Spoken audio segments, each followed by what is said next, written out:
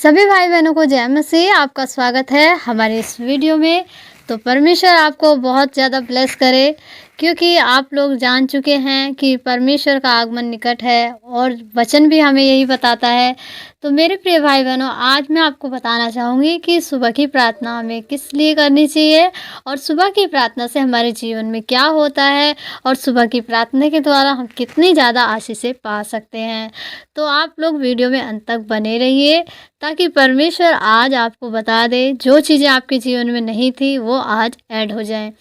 तो सबसे पहले मैं आपको यह बताना चाहूँगी कि जब भी हम कभी प्रार्थना करें तो सबसे पहले हमें वचन को लेकर चलना चाहिए, क्योंकि जब प्रभु यीशु मसीह जी जब 40 दिन का उपवास करके लौटे थे, तो उन्हें भूख लगी और शैतान ने उनके पास आकर कहा कि अगर तू मुझे प्रणाम करे तो मैं ये सब चीज़ें तुझे दे दूँ, और कहे पत्थर को, इन पत्थरों को कह कि रोटियां बन जाए।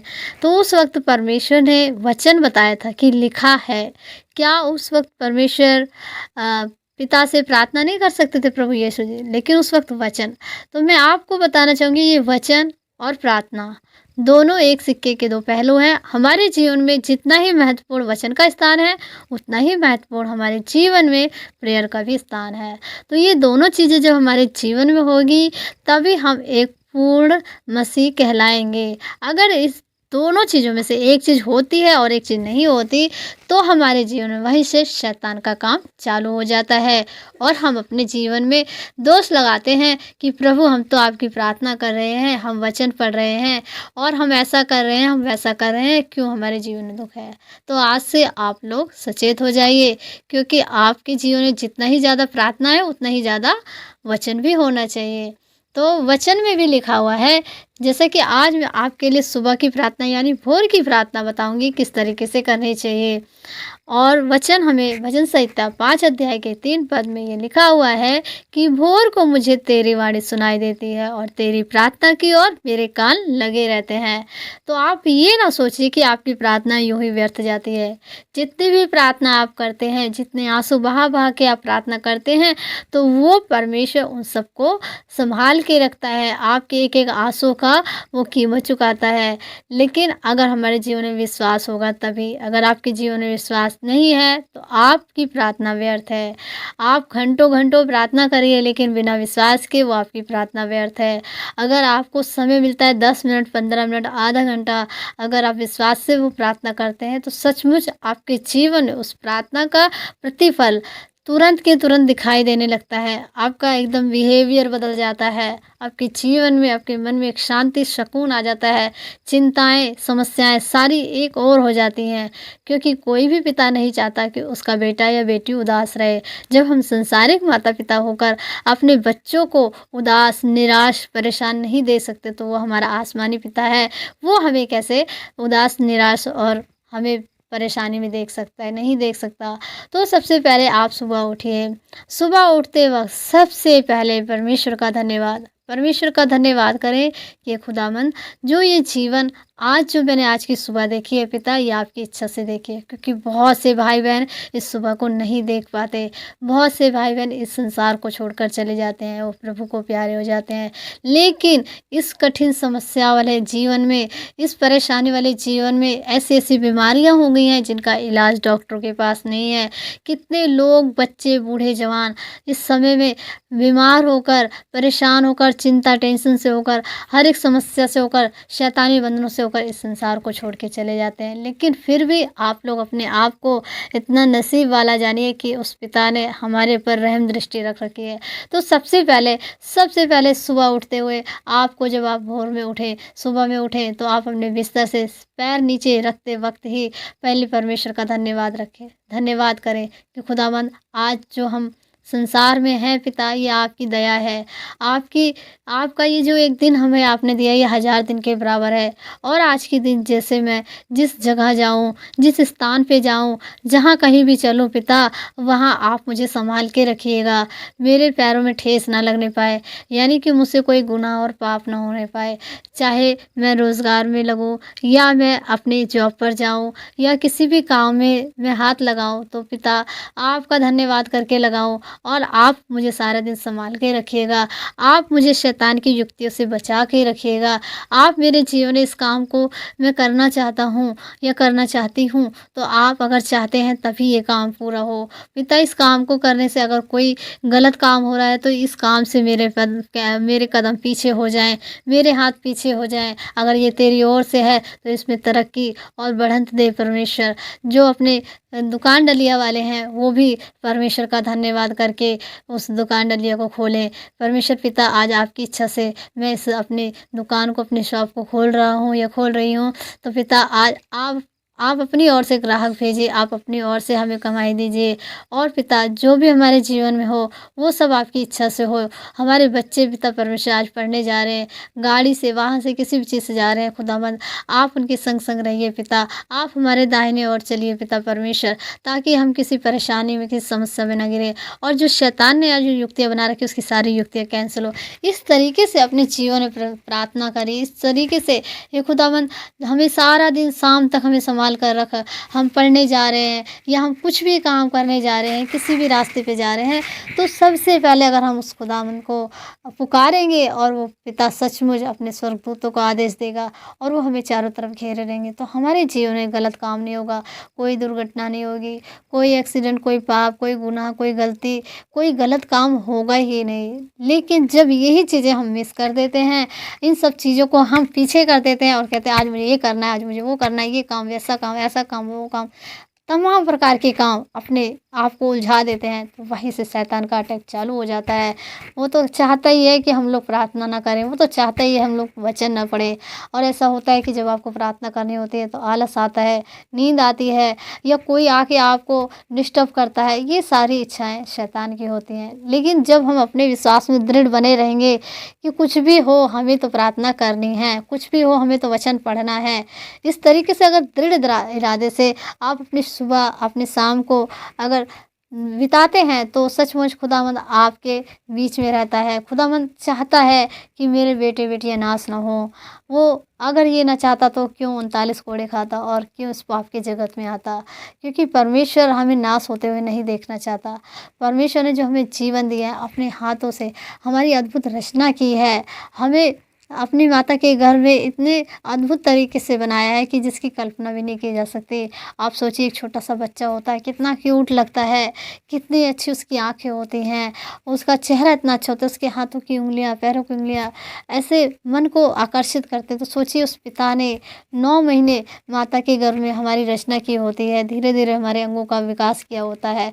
तो क्या एक ही चुटकी में वो पिता हमें मृत्यु के द्वार पे जाने दे सकता है? नहीं। हमारे जीवन में कई बार परमेश्वर पुकारता है, कई बार कहता है बेटा चला, चला, लेकिन जब हम परमेश्वर की ओर नहीं रहते तो हम पीछे चले जाते हैं और पीछे अंधकार में जाते जाते हैं। लेकिन परमेश्वर सबको बचाने के लिए एक रास्ता, एक क्लू देता है, लेकिन हम उसे नज़रअंदाज कर देते हैं। अगर उसी वक़्त से हम परमेश्वर के इच्छा को, परमेश्वर के इशारे को समझ लेते हैं, तो आज जैसे मैं विश्वासी बनी वैसे आप भी विश्वासी बन जाते हैं। तो मेरे प्रिय भाई-बहनों, हम जो मसीह भाई-बहन हैं, हम तो बचाए गए हैं, लेकिन जो संसारिक लोग हैं उनको बचाने के लिए भी हमें प्रार्थना करनी है। अपने लिए नहीं, हमें दूसरों के लिए सोचना है, क्योंकि परमेश्वर का वचन कहता है, तू दूसरों की चिंता कर, मैं तेरी चिंता खुद करूँगा। तो संसारिक लोगों की भाँति हम अपना, अपना, अपना करके कुछ ना माँगे, हम औरों के लिए माँगे, क्योंकि आज हमें परमेश्वर ने 2 वक़्त की रोटी दे रखी है। परमेश्वर ने हमें पहनने के लिए कपड़े दे रखे हैं। अच्छी तरीके से हम सेफ्ट हैं अपने घर में। तो और हमें चाहिए क्या? लेकिन जो लोग सड़कों पे हैं, जो लोग पूरी तरह से गर्म कपड़ों में नहीं हैं, जो आधे पेट खाए हुए हैं, जो घावों से, जो परेशानियों से उलझे हुए हैं, उनके लिए सोचिए। उनके लिए परमेश्वर से प्रार्थना कीजिए। फाइनेंशियली आप उनकी कोई सहायता नहीं कर सकते, लेकिन दुआओं के द्वारा आप उनके जीवन को बदल सकते हैं। हम दुआओं के द्वारा, हम वचन के द्वारा परमेश्वर को थोड़ा बहुत पिघला सकते हैं कि परमेश्वर हमारे हिस्से की आशीष उन्हें दे दे, परमेश्वर उनके जीवन को बदल दे, परमेश्वर उन्हें भी क्षमा कर। जिससे हमें पाप और कीचड़ की दलदल से निकाला, वैसे उन्हें भी निकाल। तो सचमुच वो खुदावन हमारी प्रार्थना के द्वारा उनके जीवन को बदलेगा और सचमुच परमेश्वर का राज्य, परमेश्वर का आगमन निकट है। तो हम ऐसी प्रार्थना करें जो परमेश्वर की ओर से हो, जो परमेश्वर चाहता है, क्योंकि परमेश्वर ने कभी अपने लिए कुछ नहीं चाहा, सब कुछ दूसरों के लिए चाहा, हमारे लिए चाहा। तो हमें भी ऐसा करना है और फिर मैं अपने टॉपिक पे जाना चाहूँगी, क्योंकि सुबह की प्रार्थना तो इसी तरीके से आप प्रार्थना करें। तो आइए एक छोटी-सी प्रार्थना, भोर की प्रार्थना आपके लिए मैं करना चाहूँगी और आप लोग सच में इस प्रार्थना को रिसीव करें। जितने भी भाई-बहन इस प्रार्थना को रिसीव करेंगे, इस प्रार्थना को अपने दुखी भाई-बहनों के पास शेयर करेंगे, सचमुच उनके जीवन में 100 गुना आशीष आने वाली है। आँखों को बंद करते हुए, हाथों को उठाते हुए हम सुबह की प्रार्थना करेंगे। हालेलुया! धन्यवाद, धन्यवाद, धन्यवाद, धन्यवाद, धन्यवाद, धन्यवाद, धन्यवाद, धन्यवाद। सर्वशक्तिमान पिता परमेश्वर, पिता के दाहिने हाथ विराजमान प्रभु यीशु जी, प्रभु यीशु मसीह जी, हम आपका धन्यवाद करते हैं खुदावंद। पिता, आज की जो सुबह, आज की जो भोर को आपने हमारी आँखें खोली और रात भर हमें सलामत रखा पिता, आपका तहे दिल से धन्यवाद करते हैं खुदावंद। जितना भी धन्यवाद करेंगे पिता, उतना ही धन्यवाद कम होगा पिता। आज की जो खुशनुमा सुबह हमारे जीवन में आई पिता परमेश्वर, आपका नाम लेकर पिता परमेश्वर, हम अपने कदमों को इस धरती पर रखते हैं पिता। हमारे कदमों को पिता नेक रास्तों पर लेकर चलना, अच्छे कामों में हमारे हाथों को लगाना पिता। ये हाथ पिता परमेश्वर पाप करने के लिए नहीं, वरन प्रार्थना करने के लिए, आशीष देने के लिए उठें पिता। आज हम अपने जॉब पे, अपने बिजनेस में, अपने किसी भी काम में या पढ़ने जा रहे हैं, कहीं भी जा रहे हैं पिता परमेश्वर, तो पिता आप हमें अपने साथ, अपने हमारे संग संग चलिए, अपने हाथों से हमें ब्लेस कीजिए पिता। क्योंकि पिता परमेश्वर, हम इस जगत को छोड़ चुके हैं और शैतान की जो युक्तियाँ हमारे जीवन में आज बनी हैं, हमारे कामों को, हमारे किसी भी परिवार फैमिली मेंबर को परेशान करने की, उसकी सारी की सारी योजना कैंसिल हो पिता। आज पिता परमेश्वर, हम जिस जगह पर जा रहे हैं पिता, हमें संभाल कर रखना। जैसे हमारी सुबह आपके नाम से हुई है पिता परमेश्वर, से सारा दिन आपके नाम से, आपकी महिमा से बीते पिता परमेश्वर।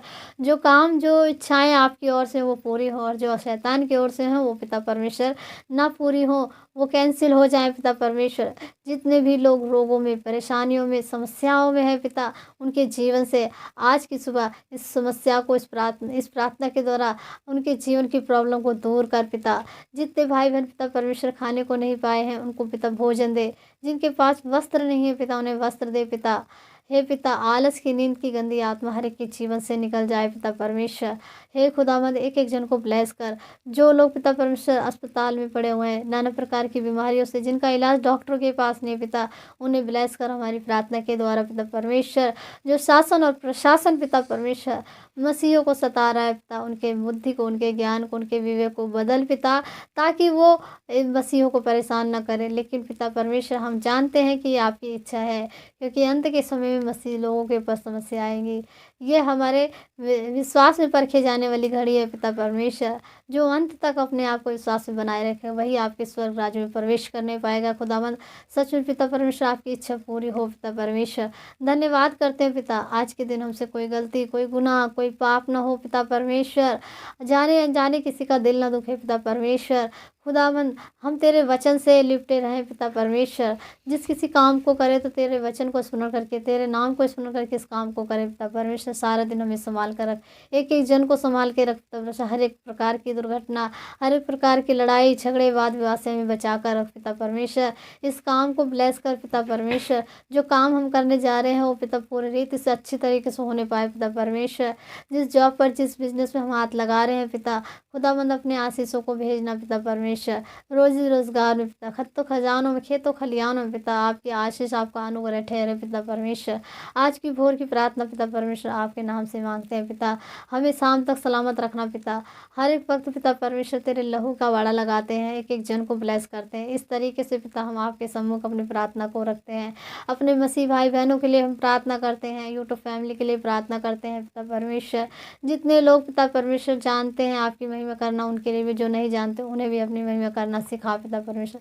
संसारिक लोगों के लिए हम प्रार्थना करते हैं, टेढ़ी जाति के लिए हम प्रार्थना करते हैं पिता। एक एक जन को ब्लेस कर सचमुच खुदावंद। इस छोटी सी प्रार्थना को आपके सम्मुख रखते हैं पिता, और हम विश्वास करते हैं कि खुदावंद आपने हमारी प्रार्थना सुनी है पिता परमेश्वर। इस प्रार्थना के द्वारा बहुत ही बड़ा प्रतिफल हमारे जीवन में आने वाला हम विश्वास करते हैं, और हम पिता परमेश्वर इसे महसूस करते हैं, और इसे हम पा लेते हैं अपने जीवन में कि ये पूरा होगा पिता परमेश्वर।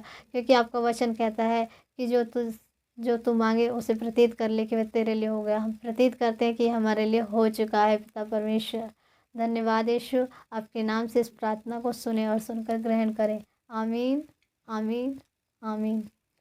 तो इस प्रकार से मेरे प्रिय भाई बहनों, हमें प्रार्थना करनी है और हमने आपके लिए प्रार्थना करी है। तो सचमुच परमेश्वर आपको ब्लेस करे।